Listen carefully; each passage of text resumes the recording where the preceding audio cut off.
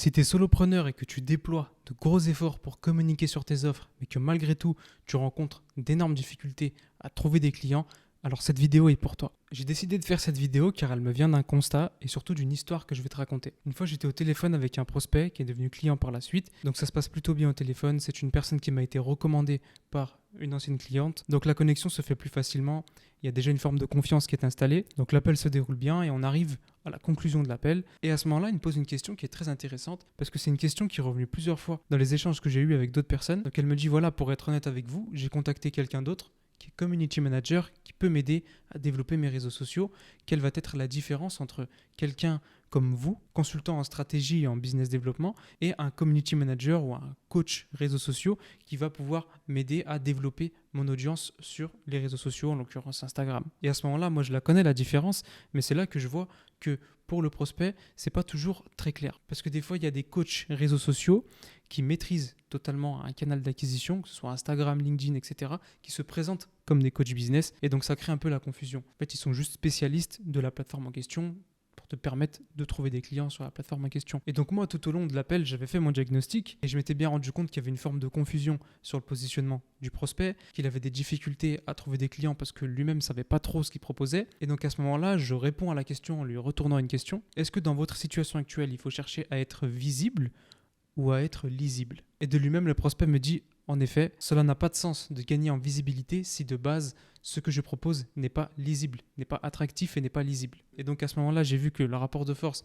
avait basculé en ma faveur, parce que ce que je lui ai proposé justement, c'était une offre qui lui permettait de définir concrètement sa stratégie, l'architecture de ses offres, l'argumentaire de vente et les tunnels de vente qui vont avec. Et donc pourquoi je te raconte cette histoire? Parce que ce n'est pas la première fois que je fais ce constat, et je vois des entrepreneurs, des solopreneurs qui confondent le marketing et communiquer sur ses offres. C'est-à-dire que le premier réflexe qu'on a, c'est je vais me lancer à mon compte, allez bim, je me fais des comptes sur les réseaux sociaux et je commence à bombarder sur ce que je fais, sur mon expertise, sur ci, sur ça. Peut-être même que je vais faire des flyers, je vais les distribuer dans tous les espaces coworking pour qu'on sache que je suis disponible pour faire telle ou telle mission. Et donc on peut même être amené à multiplier les canaux d'acquisition, faire des comptes sur plein de plateformes différentes, écrire des articles de blog, écrire des posts LinkedIn, se mettre sur Instagram, se mettre sur Facebook, se mettre sur toutes les plateformes qui existent et malgré tout ne pas avoir de résultats. Et c'est dû à mon sens à cette erreur, à cette confusion qui nous fait croire que le marketing, c'est uniquement communiquer sur des canaux d'acquisition. Un canal d'acquisition, c'est un moyen par lequel vous allez vous faire connaître auprès de votre client idéal. Et il n'y a pas que les réseaux sociaux, il y en a une bonne vingtaine que j'enseigne aux entrepreneurs que j'accompagne. Et souvent, on va nous faire croire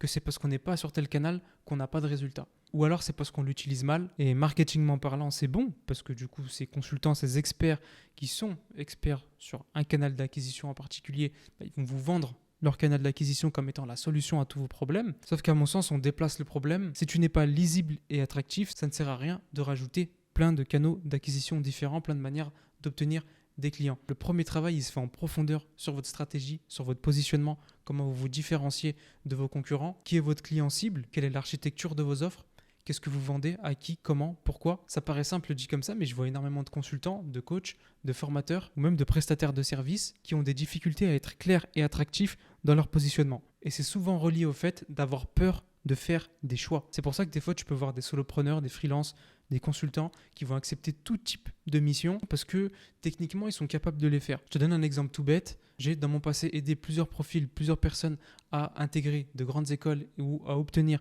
des jobs parce que j'avais cette facilité à créer des bons CV. Pour autant, aujourd'hui, si tu me proposes cette mission-là dans le cadre de ma société d'accompagnement pour les solopreneurs, il n'y a aucune raison que je le fasse. Et pourtant, des fois, je vois ce type d'incohérence, des personnes qui vont proposer des services qui vont être très larges, donc ils n'auront pas de proposition de valeur claire.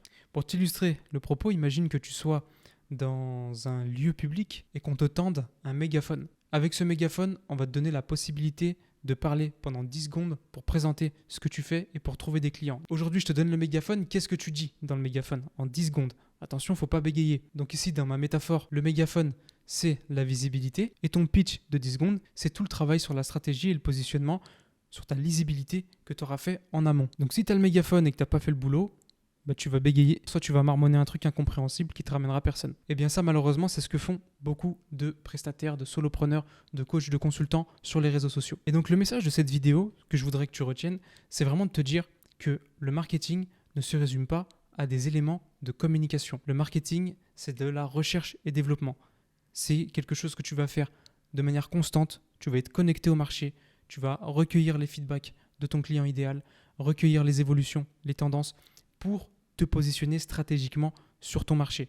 C'est un positionnement qui est amené à évoluer, à varier. C'est pas je me positionne et je bouge plus jusqu'à dans 10 ans.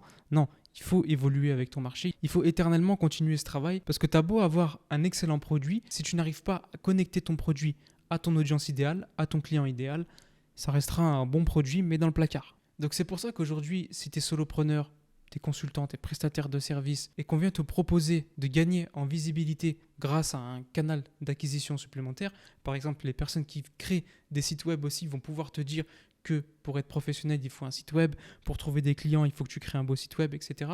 C'est pareil, si demain tu dis ok, je vais investir dans un site web, mais que tu n'as pas fait le boulot sur ta proposition de valeur, sur ton positionnement, le site web, il servira à rien. C'est pas le site web qui va faire le travail à ta place. C'est pour ça que souvent, les bons web designers, les bons créateurs de sites, c'est ceux qui s'assurent que tu aies fait ce boulot auparavant. Ce pas des gens qui vont juste faire des sites pour faire des sites. Donc en synthèse de cette vidéo, le fait de communiquer sur tes offres via différents canaux d'acquisition, c'est un sous-domaine du marketing, mais ce n'est pas le marketing global. Il y a toute l'étude autour de la création de valeur, autour du produit, comment créer le meilleur produit pour l'audience dans un contexte où il y a peut-être des produits similaires et donc comment se démarquer par rapport à ces produits.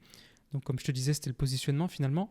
Et si aujourd'hui tu multiplies les efforts pour être présent sur plein de plateformes et que tu n'as toujours pas de clients, c'est peut-être que ta stratégie n'est pas assez solide, que tu t'es lancé un petit peu sur le tas et qu'aujourd'hui tu en payes les frais. Voilà, j'espère que cette vidéo t'a apporté de précieuses informations pour revoir ta stratégie marketing, en tout cas peut-être commencer à faire émerger une réflexion. Je te laisse me mettre un pouce bleu, c'est la récompense si tu as aimé cette vidéo. Et également pour ceux qui m'écoutent au format podcast, ça me ferait extrêmement plaisir si vous pouviez mettre une petite notation 5 étoiles pour le podcast. Ça permettra encore une fois de le faire découvrir à plus de personnes. Je te dis à la semaine prochaine pour une prochaine vidéo.